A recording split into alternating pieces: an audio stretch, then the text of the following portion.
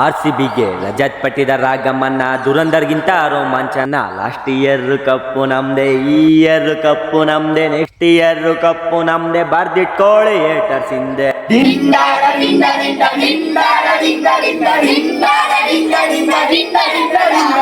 Kohli batting ಬಂದಾಗ David ಹೊಡೆದ ಬಾಲು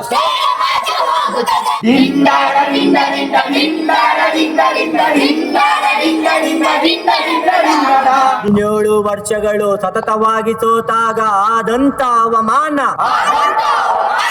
ಇಂದು ಆ ನೊಂದ ಬೆಂದ ಹೃದಯಗಳೇ ತೊಡೆಯ ತಟ್ಟಿ ಎದೆಯ ಮೆಟ್ಟೆ ಇಡೀ ಜಗಕ್ಕೆ ಕೂಗಿ ಕೇಳುವಂತ ಹೇಳುತ್ತಿದೆ.